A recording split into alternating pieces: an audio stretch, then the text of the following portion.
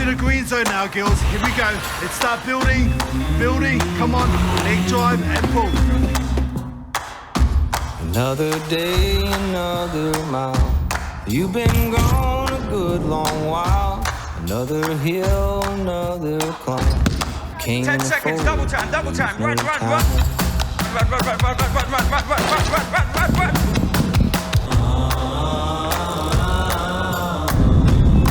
Let's get into that yellow zone. So Let's raise the heart rate. still left to go. Where it ends, nobody knows. And the wind blows. Quick feet. 5, 4, 3, 2.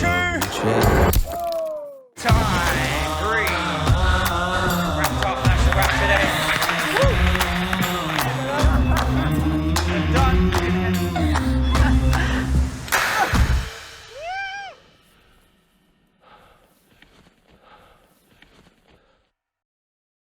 Hi, Mike Beanie, Director at Myzone. Really proud to be involved in supporting another Fit Summit event, so thanks to Ross and the team.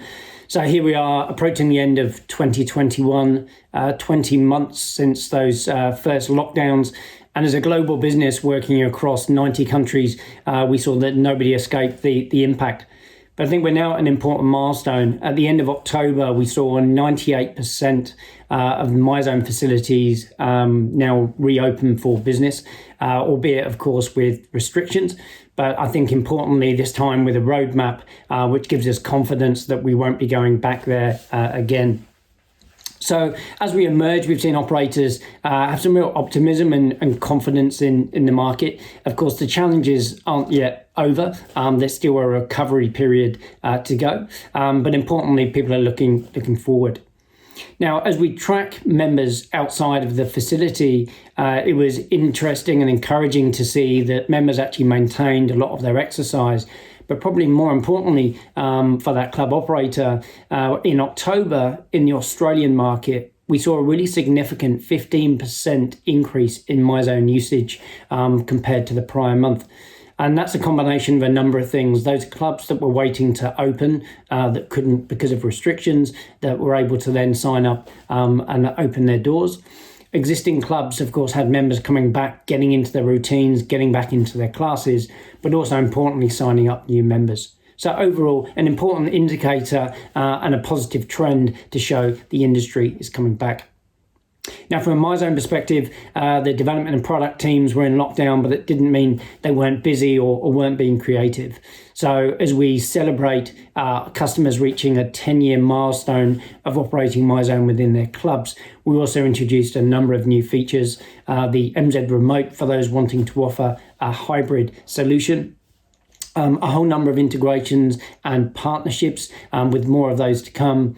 And importantly, going forward, we're looking at a new app and new software to be released very soon.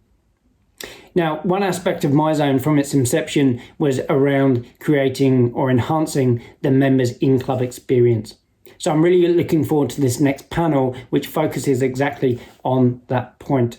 And as we try and entice our members back into the clubs, everything from the start of the design to the services and features that you're offering will be really key as part of that proposition.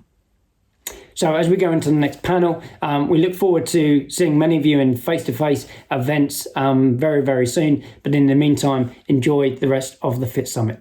Thank you. Ladies and gentlemen, a special session now looking at the future of club design and club experience. 4 incredible veterans now going to discuss this topic and lead us through where they believe investment is now being placed and will be placed in the future. The panel is supported by both Myzone and TRX, and thanks to both of our partners for their support. Moderator of the session is Emmett Williams, a co-founder of Myzone and also now CEO of Asia Pacific for the group. Grant Twible, the International Director from Asia Pacific from TRX Training, also joins the panel. And we have 2 incredible operators. Michael Cunico, the Group Head of Fitness at Viva Leisure out of Australia, and also Sean Tan, Director of True Group based in Singapore, and also the President of the Singapore Fitness Alliance. An incredible session. I look forward to it. Here we go. Welcome everyone to the panel titled Creating New Club Designs and Experiences for Tomorrow's Consumer. It's going to be a great panel. We've got a great lineup. Just to tee it up a little bit, we'll begin by looking at the trends that these operators and suppliers have seen in the industry, particularly over the pandemic period. From there, we'll be asking questions around how do we optimize for the changing trends that may or may not be happening? Then that will lead on to questions about club design. If we are optimizing for the new trends, what does that mean for club design? What does it mean for technology? Of course, we'll jump into our favorite topic of analog fitness versus digital fitness versus hybrid fitness, and what does all that mean? We'll be asking questions about landlords, right? Where do we build gyms based on these changing trends? And we'll kick it home with the big picture questions about big tech trends that change over the long term. So it's an action-packed panel. Looking forward to it. But just to get going, we'll go through the group and allow each panelist to introduce themselves. I'll kick it off. My name's Emmett Williams. I'm one of the partners in Myzone. I'm based out of Queensland in Australia. I came back about a year ago from spending the first 10 years of Myzone in the United States. I also sit on the board of the Global Health and Fitness Association, a group that is working around the advocacy of our industry so that when we come out the other end of this pandemic, we're seen as essential and we have credibility and we have a seat at the table. And I'm also on the suppliers board for URSA, representing vendors and the like. But enough about me. Let me throw over to the top of my screen to Sean, if you could just introduce yourself. Thanks, Emmett. I'm Sean Tan. I'm based in Singapore, and I'm a director in True Group, and we operate 24 gyms in Singapore and Taiwan. These are big box gyms, and we operate under the brands of True Fitness, TFX, and Yoga Edition. I am also involved as a co-founder, together with Ross Campbell, of the Singapore Fitness Alliance, where I'm also serving as the inaugural president. That's the industry body for all gyms and studios, in Singapore. And, I think it has been a long-awaited development on the scene in Singapore, because we finally have a collective voice where we go and speak to government. We get our message clearly across. And during the last 18 months, it's been a much-needed industry body, I believe. Yep, absolutely, Sean. And we could talk all day about that. We're doing some wonderful work in all these associations. I'll now move on to Grant. If you could introduce yourself, please. Thanks, Emmett, and thanks to Ross and Fit Summit. My name is Grant Twible, and I run TRX in Asia Pacific. I'm also based in Sydney, Australia, and I largely support our direct entities, our distributors and commercial partners through the region. I've lived pretty much the last previous 15 years in the US, and my background is in running large fitness departments for commercial change such as Crunch Fitness, Bally Total Fitness, and Fitness First here in Australia. So certainly excited to be sharing this panel with the team and looking to the future of our industry. Great. I hope you had a win on Cup Day, Grant. I know you were excited about it. Well, you've got to keep quiet about those kind of things when you win money, Emmett. That's right. Or else people knock on the door. Very, very good. Over to Michael, if you could please introduce yourself. Thank you, Emmett. Michael Cunico, Head of Fitness at Viva Leisure. Viva Leisure is the first publicly listed company on the ASX in Australia. So I'm based in Sydney, similar to Grant. We've got about 310 sites at the moment and looking to expand, depending on who you ask in our organisation, to about 330 by the end of our financial year, which is end of June 2022. About a third of those sites are company owned, so about 110, 120 are company owned, with the remainder being under the Plus Fitness banner, which is a franchise model that is heavy in the eastern seaboard of Australia. Background, been doing a similar role at Fitness First previously, worked with Grant for a period at Fitness First, which was great. And just really excited to see and hear from the other guys and to share what's going on down here in Sydney at the moment. Great. Well, it's fantastic to have you all on the panel. I'm sure the audience are sitting on the edge of their seats. So let me kick off with question number one, and I'll go back to you, Sean, for no other reason that you're at the top of my screen here. Tell me, what trends have you noticed over the pandemic period from data that you've had access to, whether that be surveys coming from members, whether that be feedback from the staff and the voice of customer? What trends are changing from your perspective? Well, I think the one that's top of my list is, the one that has to do with online and digital fitness. When the pandemic first hit, everybody was, scrambling to get together, whatever they could to push content online for their members. There was also a lot of discussion as to whether or not digital fitness was going to replace the physical in-club experience. But I think we now know that that is never going to be the case. They're going to coexist, but that brings about, I guess, the trend that is to stay, which is that I think clubs will have to learn how to provide, a hybrid kind of model where the members, still get to access content online, but yet still have, access to physical in-club, experiences. The proportion, the ratio is still very much up in the air. But what we've seen here in Singapore and in Taiwan is that there's going to be still a vast majority of members preferring the in-club experience. Digital is going to be there. They're going to expect it. And as operators, we're going to have to provide it. But no way is it going to replace the physical in-club offering.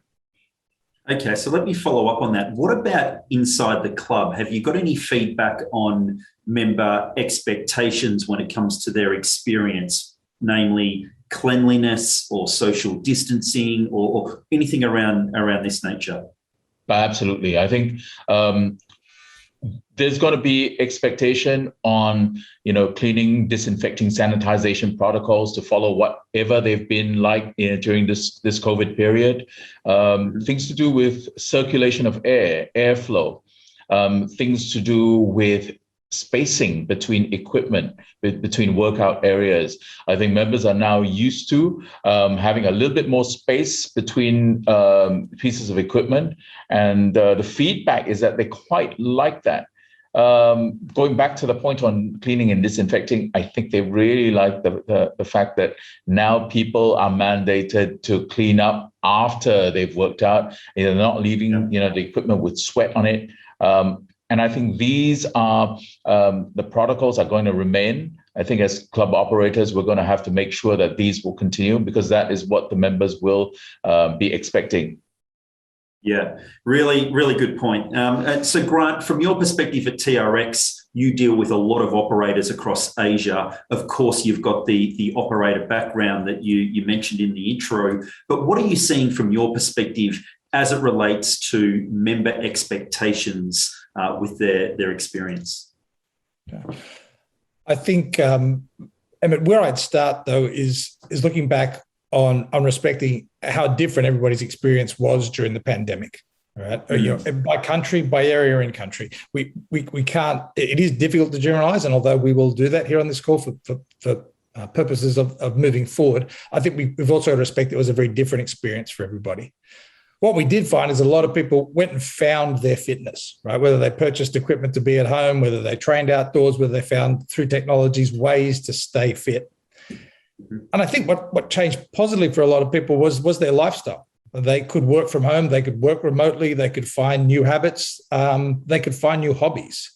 And so I think as they now return to a commercial fitness environment, they're demanding more, they want to do more, they might be willing to try more varieties. They certainly want to do more functional training. They might want to train more in a group. I think there is a population that's certainly excited to get back and that kept or maintained their fitness, but maybe added new fitness habits as they went through. And they've got a new lifestyle where, prioritizing their fitness is not about getting into the gym twice a week after work. Yep. It's a lot more than that. And so I think that's exciting for the commercial industry. Yeah, and from TRX's perspective, I heard Randy on a podcast only 2 days ago, and he was making the point of the success that TRX had through the pandemic for obvious reasons. But gym members, I think, supplemented their workout, let me say this, the cardio aspect of their workout by running on the beach, going for a bike ride, but strength was typically done inside the gym. Of course, TRX enables resistance and strength to be done at home. Did you see members embracing that component of their regime throughout the pandemic?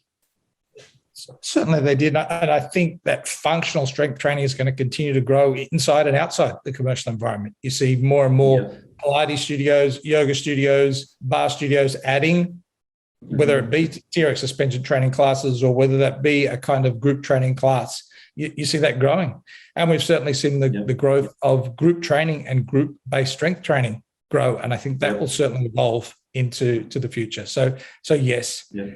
And I think positively, just echoing Sean's thoughts, yes, club design needs to change to be mindful to replenish functional training equipment, make sure that that's clean and new. There's a greater investment in that.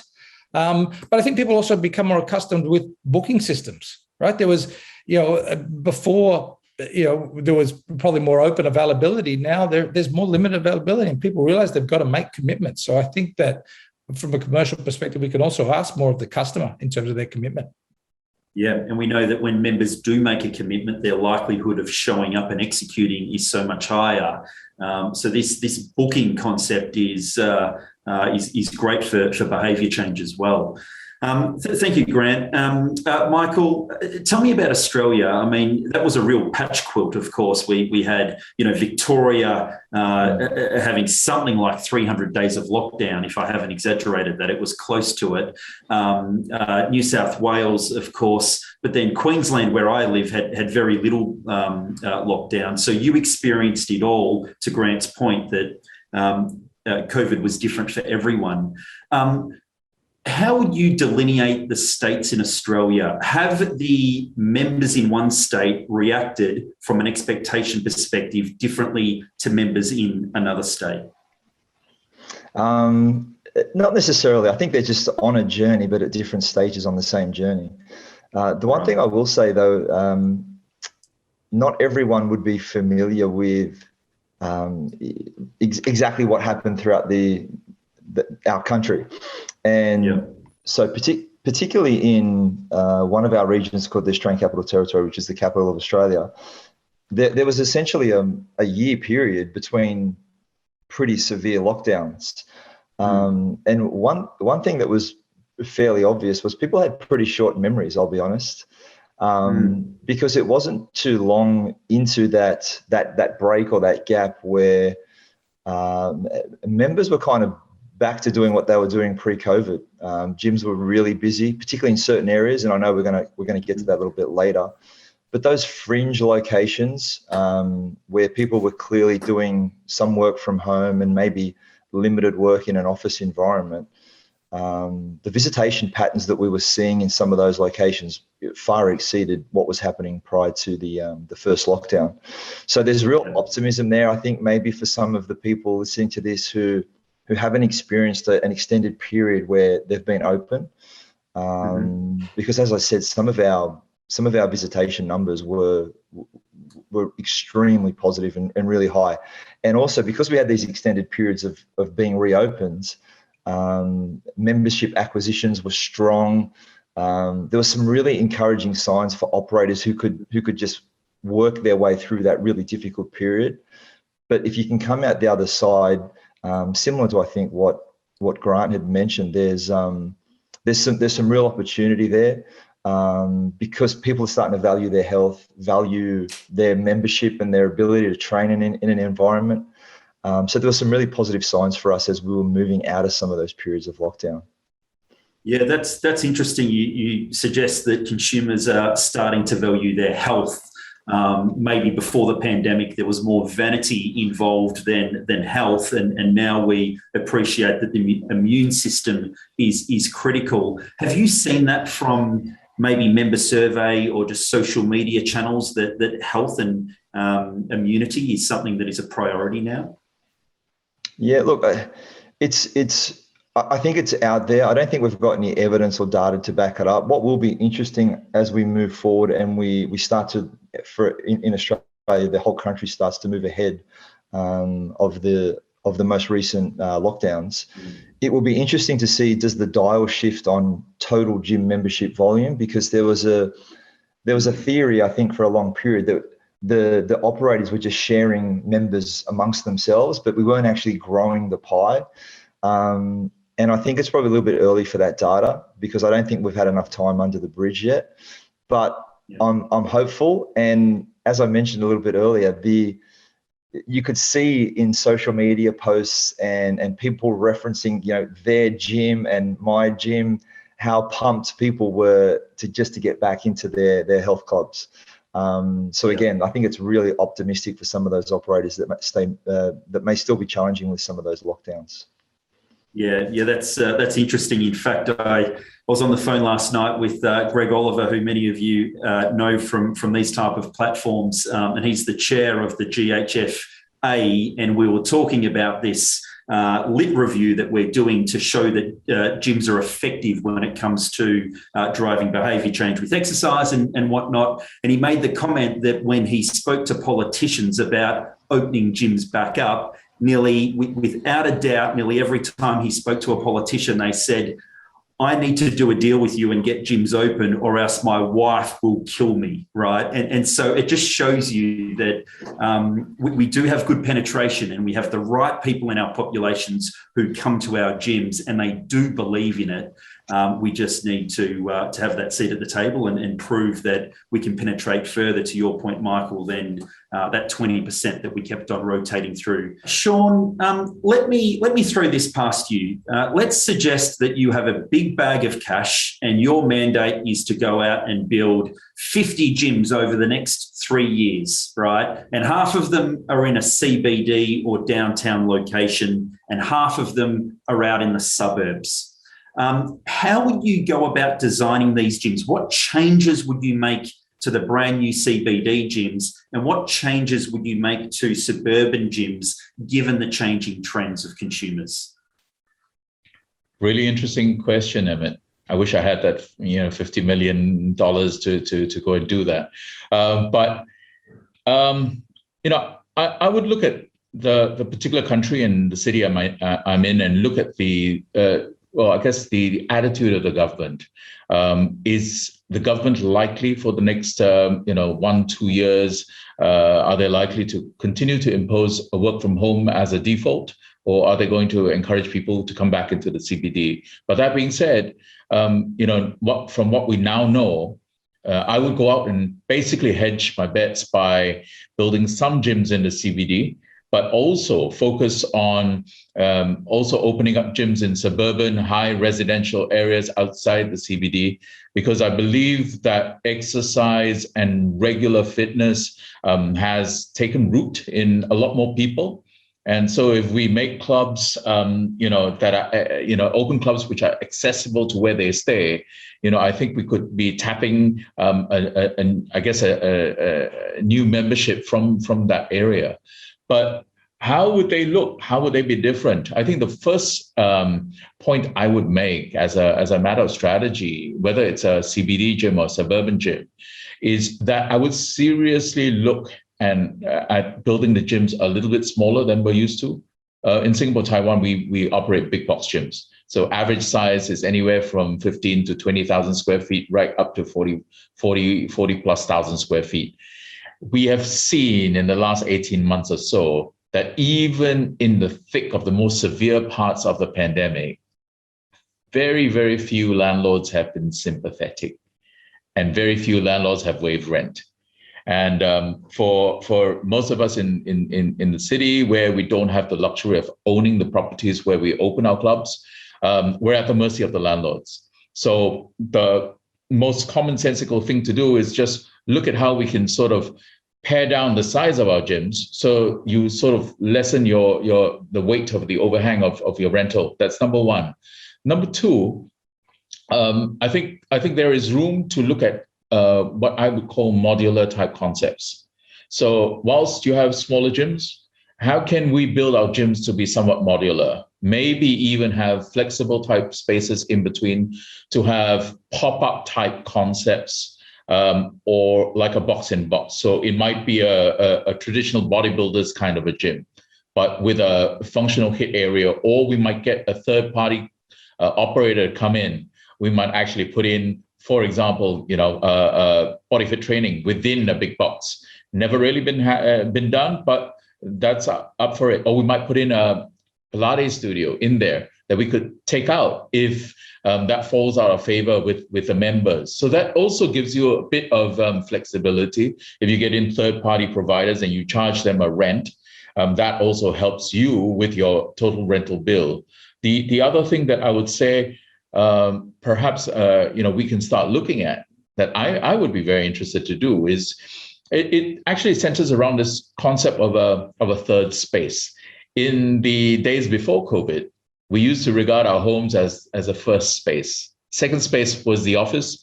And the third space, for some of us, might be the gym. For some of us, might be the bar or the park or the beach or somewhere else. But if now we see that the first and the second spaces are blending and people are spending more time, not so much in the office, but they're spending more time at home, we can also start to recognize that, why did this concept of a third space exist in the first place? Why did it come about? People wanted to spend time outside of the home, outside of the office, doing their own thing. That was their me time. And I still believe this concept actually holds true now. So we're actually in a good position. We can redesign or reconceptualize our gyms to be actually that second space. From being a third space, we can be that second space. What that might mean is, imagine this: your gym becomes a multi-purpose kind of a facility. You might actually build in a co-working element inside your gym. So people could come in, they could do their work, not necessarily work at home, but work away from the office, but at the gym, at a comfortable members lounge. You're fully, you've got all your cables there. You've got a great Wi-Fi. You might have a great cafe there. You might have a third-party coffee provider who's providing good coffee. So people are doing work, just outside of their workout area, but they're having good coffee, a good healthy meal as well. These are some of the things that I would be looking at, and they would apply whether you're doing a gym within the CBD or outside the CBD, near in the suburbs, near the high residential areas. Yeah, very, very good. I want to join your country club, Sean. Sounds fantastic. Base myself there all day, take some calls, grab a coffee. But I hear what you're saying, particularly if employees are only spending a part of the week in the city and a part of the week at home. You can only work at home for so long. So Grant, tell me, you talk to a lot of operators out there. What are you hearing from these operators when it comes to the redesign of their gyms in the city, CBD, downtown versus in the suburbs? I think to echo one of Sean's first points was certainly the big box commercial facilities have really got to think about what's happening in the future. And I sort of parallel it back to when I was in the US in the GFC. There was a lot of rationalization in that part of the market. And the people that came out the other side, the Equinoxes, the UFCs, did something very well, or had a box within a box concept. They were differentiated. And so I think we'll certainly start to see the big box operators certainly be more proactive in what they're offering. And as Sean said, that guided by what the opportunities are there.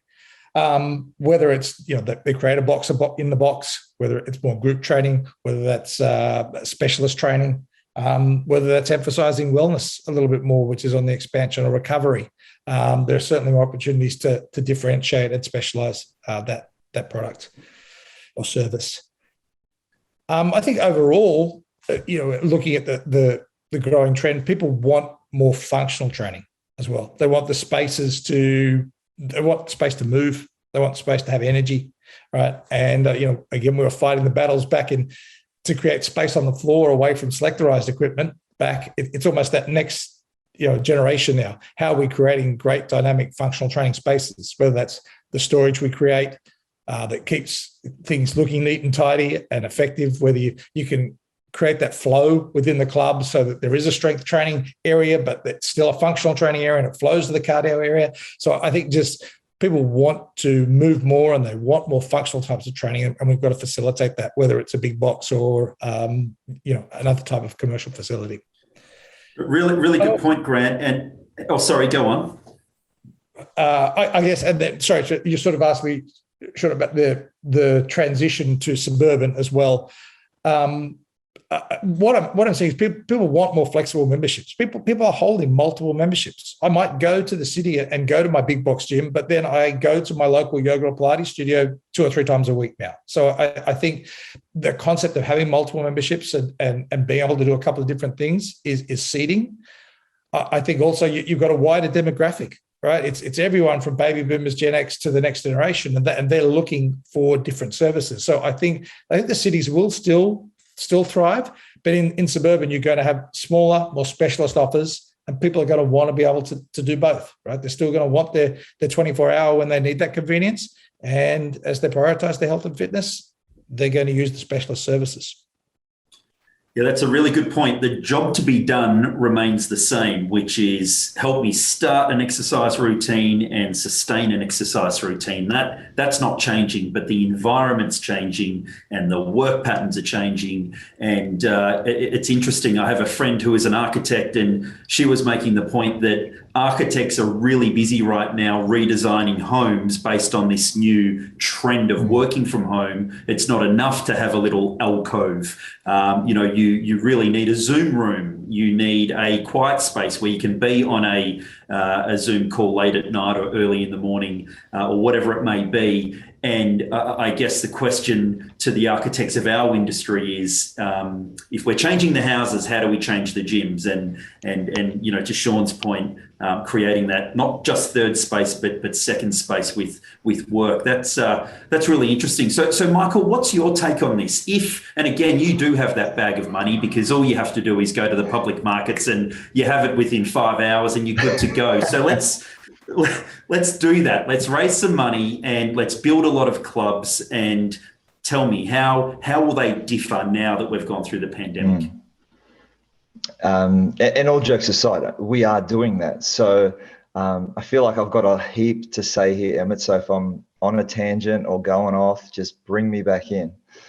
Where do you start? So that lease negotiation or the starting point. So you're running a health club, you've got 2 main cost lines, particularly in Australia, it's your lease and your wages. Most of us can manage wages reasonably well.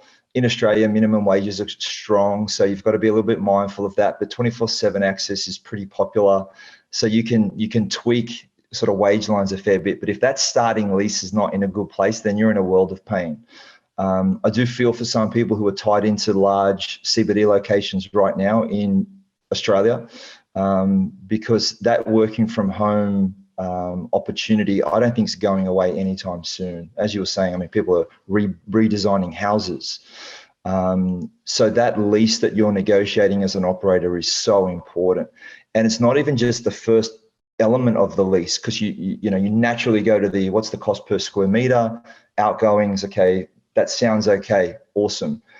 You can then sometimes be tempted by a landlord who tries to dangle some money for part of the build or the fit out. And that might actually convince you to go for a higher per square meter than you probably should. And the compounding interest is a super thing when you're investing and you're saving and those kind of things, but it works the other way, because your lease is of course going to have a built-in increase over time. And you need to play that forward. A pretty nice and reasonable $300 per square meter at the start, in 10 years' time is going to graduate to a certain level. And then if you're an operator who wants to be in it for the long game, you've got to make a decision at that point, am I going again? Because that point now is compounded 3 or 4% increase over 10 years. It might be 15 years. So I can't stress enough how important that starting point is for operators, and potentially even people who are needing to renegotiate leases. I think it was Sean that mentioned it earlier. There was no leeway given from landlords. that I could see or tell in our industry. And that's so be it. But maybe we've got to be a little bit smarter about how we set up clubs even from day one, and potentially be prepared to walk away either at the start or maybe at the end of a current lease. That sweet spot that Sean had mentioned. Sorry, Michael, not to mention inflation and how landlords are going to be dealing with this monster that's on its way. Absolutely. So you got to play those numbers forward and make a really informed decision at the start. I agree with Sean. Smaller locations seem to be the way to go at the moment. Our sites for our commercial health clubs, we've got a number of offerings, and I'll talk about that in 1 second. Our commercial health club, the sweet spot for us seems to be around 700, 800, 900 square meters, which in metrics is about 9,000 square feet. So down from the more traditional big boxes of probably 10 or 15 years ago. Equipment selection then becomes super important because you can't fit everything in that you maybe want to fit in. So, where do you make decisions on the actual layout and the design? Grant mentioned functional areas are super popular. The good thing for operators is you tend to need less powered cardio than you probably think you need, which is good because they're super expensive. So there are some little wins there as well. And a membership that we've been playing around with and we're trying to build through our business is, again, some of the things that the other gentleman spoke about. So you can actually join our organization, and our highest tiering membership is $60 per week. But that gets you access in the capital of Australia to a dedicated mind-body studio with Reformer Pilates. We've got 24 beds, which is a lot for a Reformer Pilates studio.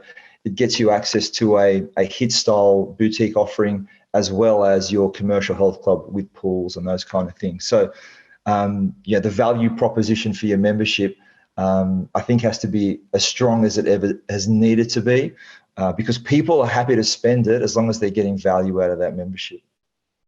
Yeah, really, really good point. And I know that at Viva, particularly, you're very focused on technology. So given these changes and given that you're building a lot of locations, how are you going about technology? How are you applying it to the member experience?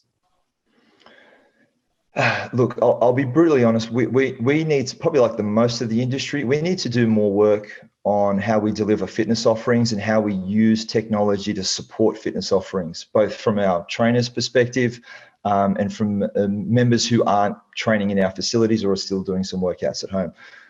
We've got a little bit of a way to go there, but where we are making strides in terms of using technology is enabling members to access and manipulate and manage their membership on their own terms. Historically, I think in the industry, arrogance might be the wrong word, but it's kind of like we haven't trusted consumers to look after their membership. It's like, no, if you want to change something or update your debit, you have to ring us, or you've got to go through the website, and it's a bit clunky. Whereas a big part of our membership offering is the control is in your hands. So if you want to cancel your membership or put it on suspend at Viva, you don't need to call anyone. You do it within our app. Now, using that app technology, you can upgrade or downgrade really easily. So Emmett, if you or I, if we're catching up for a coffee or we want to go for a workout, but I don't have the correct tier membership that you might have access to, I can do it on my phone, I can upgrade on the spot, and you and I can go to that workout within seconds. So we're using technology really well in that space, but I think like most of the industry, we've got a little bit of work to do to use technology to better support fitness offerings. Yeah, got it. So let me come back to you, Grant. In terms of technology and introducing it into the member experience, I know that TRX have had great success with their technology throughout the pandemic and before the pandemic. How are you seeing operators weave the TRX content into the member experience? So yes, Emmett, definitely for us, a focus during the pandemic was to upgrade our technology, and we've now developed our TRX training center, which is our digital platform. And even before someone's got into a commercial facility, if they buy a TRX product, they're getting access to that platform. The members are demanding, or consumers demanding, content with purchases they make. right? They want to see how to activate it, and they want to use it. So, they're already got their hands around that content. And for TRX, we even closed our physical studio in San Francisco and opened 2 filming studios instead to actually produce more digital content. Right, that was the emphasis we saw. And I think now as you take that to the market and commercial partners, we're looking for partnerships. Some commercial facilities will be building their own platforms and technology, and whether that's they're providing a menu of already pre-shot classes, or they're offering live streaming, but those options are there. We certainly see it for our commercial partners as a partnership. They can tap into our on-demand schedule and have those offered to their members. They can tap into more premium services, and we want partners. We're looking for opportunities also for those commercial partners to have revenue share opportunities, or to work out and share databases. So I think certainly for the commercial fitness industry, there's a lot of excitement about the partnerships that can happen. I know Myzone is partnering with TRX and certainly trying to bring more offering to the commercial to market in terms of partnerships. And I think this collaboration with technology will really grow. It's not easy to initiate. We've got to make systems talk to each other, and we've got to make people not feel threatened. All right, we're trying to make sure that the member experience is great. We've got this kind of content we do well. Let us help you with that. So I think the more as we start to get comfortable with sharing that technology and help each other build that capability, the more it's going to grow.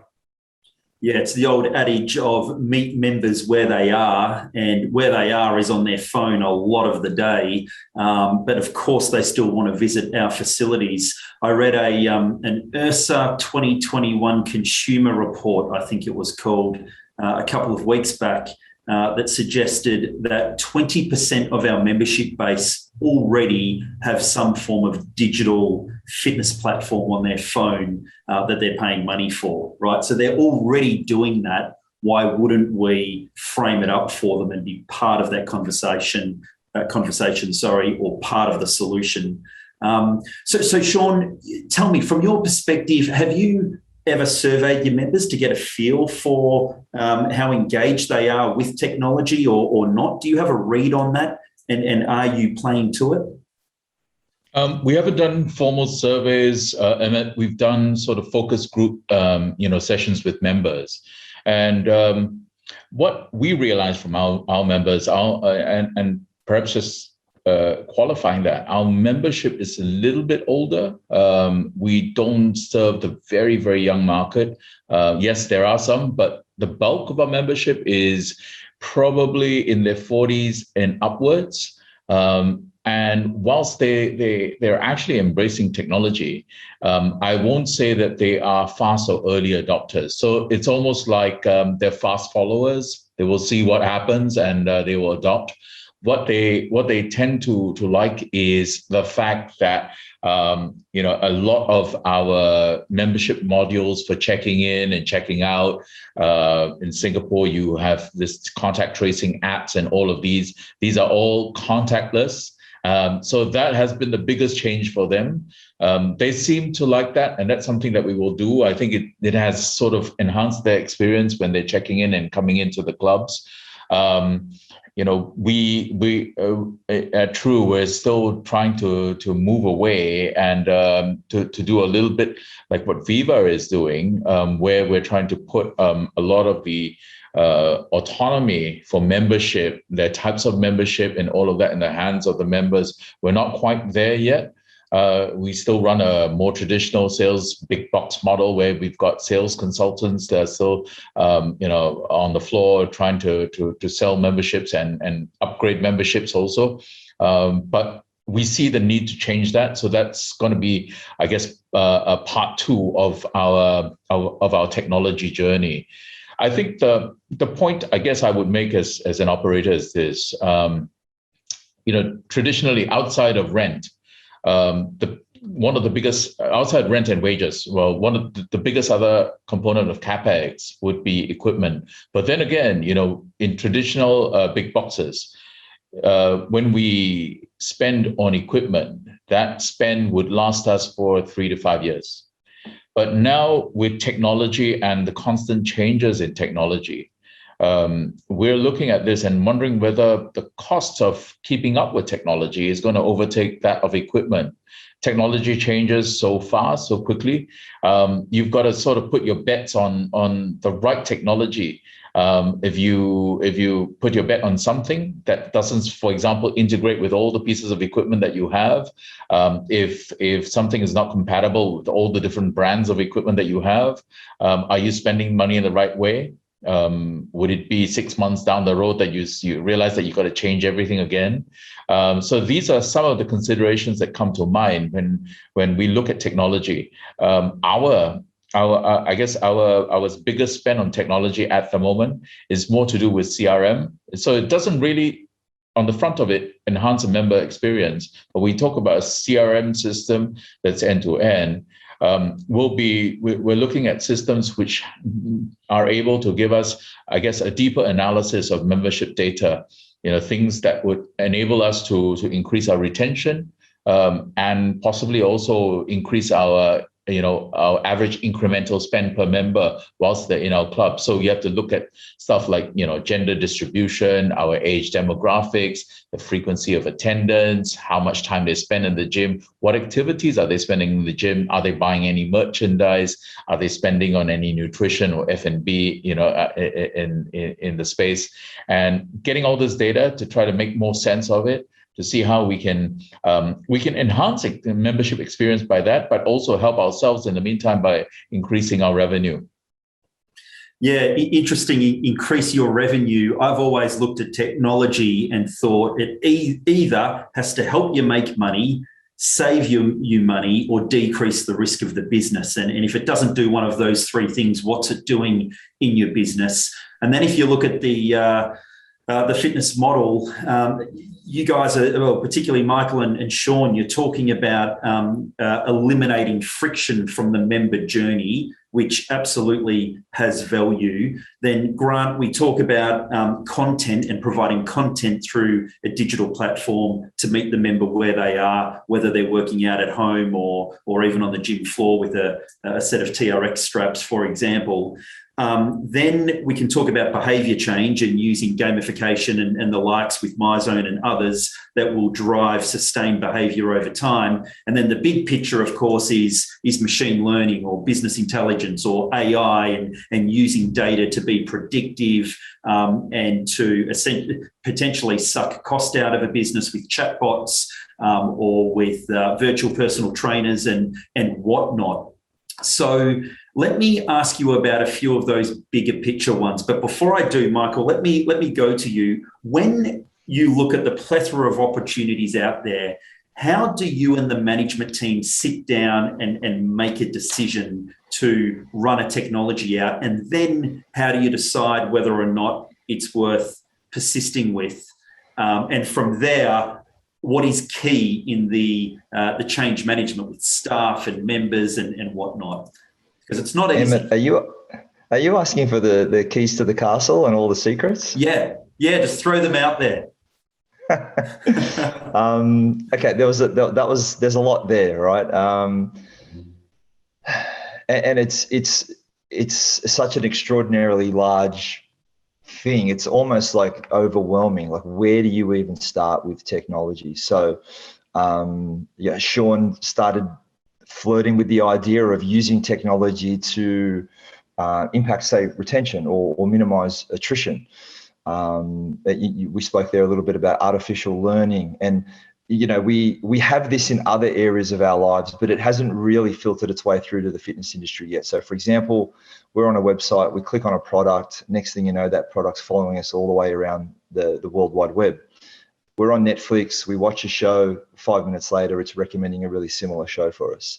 So this data is available in other parts of our life, but we haven't really grabbed it yet from a fitness perspective. So I think those companies that are at the forefront of using that data in a meaningful way to members are going to be doing really well.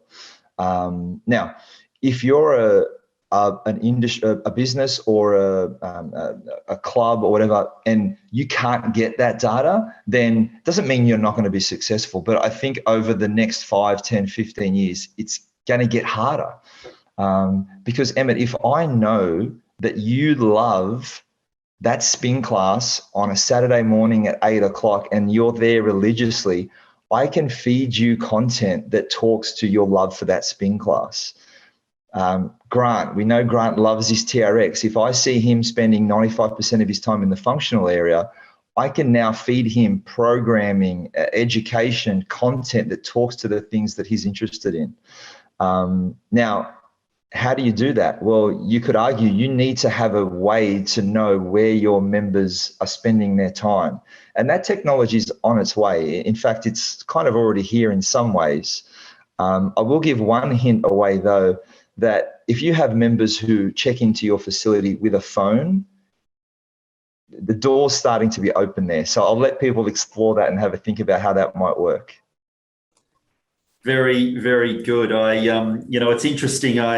You talk about knowing the customer and using predictive analytics, and which is essentially a big regression analysis to give a highly likely scenario that you can play into, whether that's saving a member from cancelling or upselling a member to something that's super relevant for them.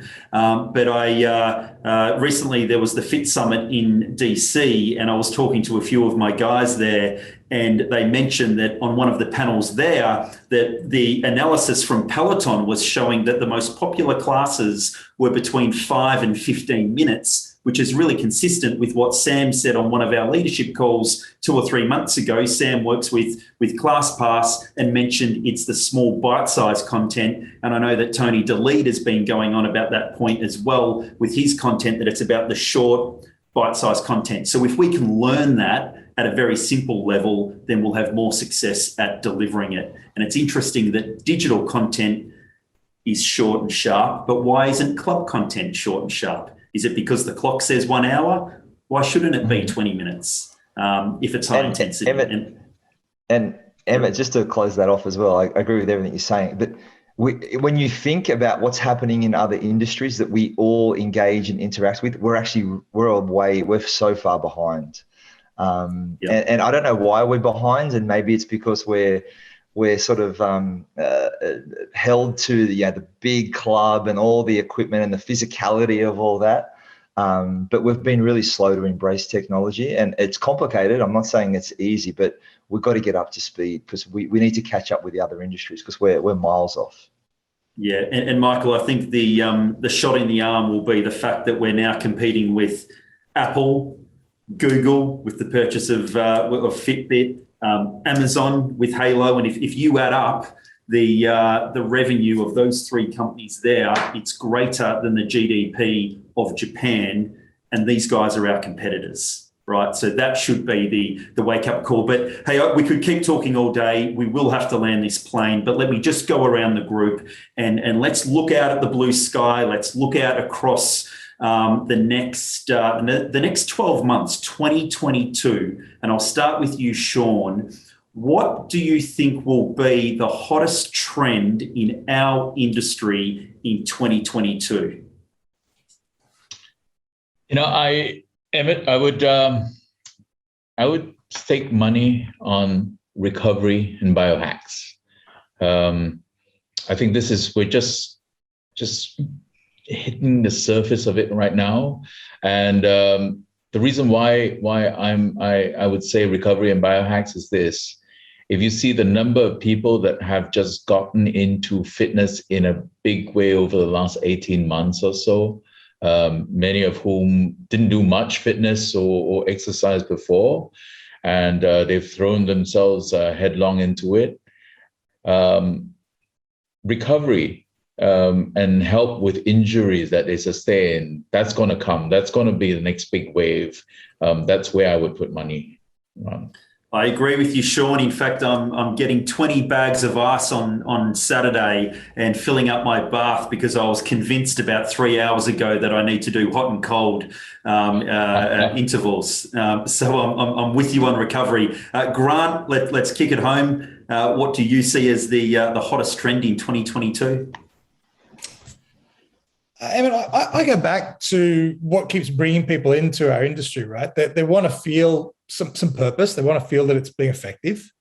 They want some sense of community or that second or third place that Sean talked to, or belonging. And for some people, it could be anonymity, and some people it's belonging. And if we do it really well, they want to have fun.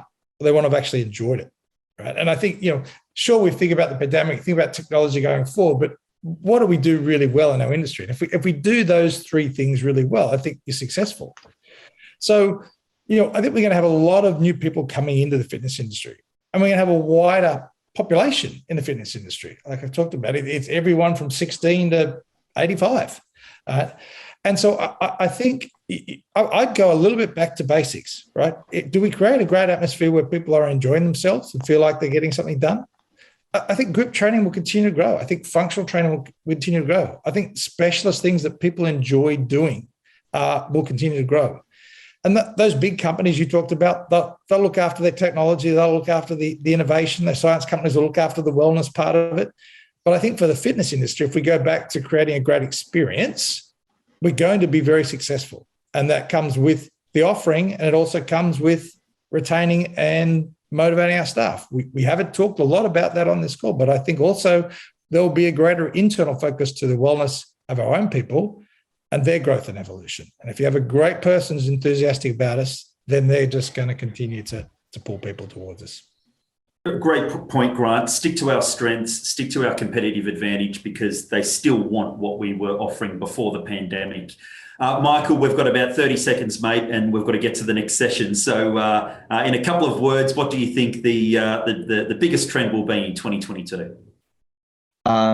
A phrase, richness of experiences. So people are thinking digital, virtual technology, how do I use it? Well, you need to add it to what you're already doing. Let's go to the really basic level. You're a personal trainer. I love my Apple Watch, I'll be honest. But if you're a personal trainer and you have something like an Apple Watch and you can share data, now did your client have a good night's sleep? Did your client get their steps in yesterday? So the trainer who doesn't use that can still be a great trainer and do all those kind of things. But I think the trainer who's going to have a real depth to the experience, whether it's a PT or even an operator, I think that's going to be really important as we move forward. Yeah, very, very well said. Thank you, Michael. Thank you, Grant. Thank you, Sean. You've been wonderful. The audience have no doubt taken pages of notes. And thank you to the audience, and good luck with the rest of the event. It's fantastic. We've heard the noise before. Don't have enough time to work out. But the truth is, Can't make it to the gym. Fit Wondering what to wear. doesn't Don't have a baby. care.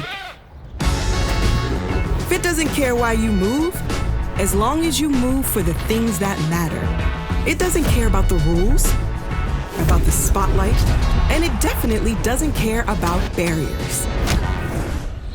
You want to train there? In those elements? What about with them around? Done. And don't even get me started on this guy. It's millions of people making fit happen every single day, with no exceptions. The voices that say you can't, they'll all be there. But fit doesn't care, and neither should you.